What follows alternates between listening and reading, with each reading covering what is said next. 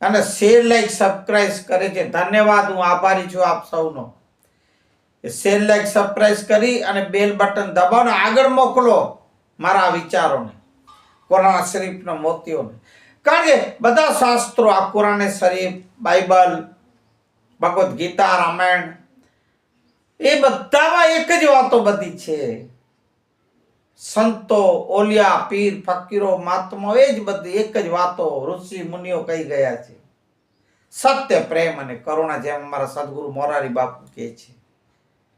માણસ, માનવ માત્ર માટે, ના કે સર્વ ધર્મ સમાજના લોકો માટે, ના કે ફક્ત હિન્દુ, મુસલમાન ને શીખ ઈસાઈઓ માટે. ના ના, ફક્ત માનવ માટે, મનુષ્ય માટે. મનુષ્ય કેમ જીવન જીવવું એના માટે આ રાખી ગયા છે. હજી પણ કેટલા સંત, ઓલિયા, પીર, ફકીરો કેટલી પોતાના જીવન લગાડી દે છે. એ લોકોને કાંઈ લેવા દેવા નહીં. પણ આપણી સમાજ, માનવ સુધરે, એમની કુબુદ્ધિઓમાંથી સુબુદ્ધિઓ થાય ને સુવિચારો થાય, કુવિચારો મટી જાય, કુદ્રષ્ટિઓ મટી જાય.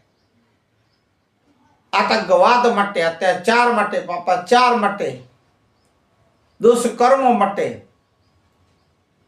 મહિલાઓનું સન્માન થાય, બેન દીકરીઓની ઇજ્જત બચાવાય, ઇજ્જત રખાય. કેટલા બધા શાસ્ત્રો, કુરાનો, બાઇબલ, બધા એ જ વાત કરે કે તમે ઈમાનમાં રહો, ઈમાનદાર થાઓ, નેક કરો, નેકી પર ચાલો. તો સાંભળો, હે ઈમાન વાળાઓ, કુરાન શરીફમાં લખેલું છે, ધૈર્ય, તમે ધૈર્ય જો તમને પ્રાપ્ત કરવું હોય, તે નમાજની મદદથી તમે ધૈર્ય પ્રાપ્ત કરો. નમાજની મદદ.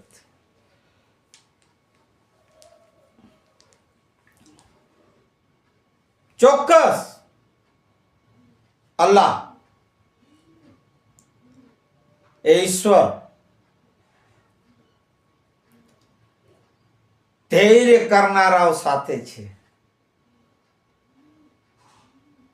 ધૈર્ય ધારણ કરનારાઓ સાથે છે. અને જે લોકો આથી વિરુદ્ધ ચાલે છે,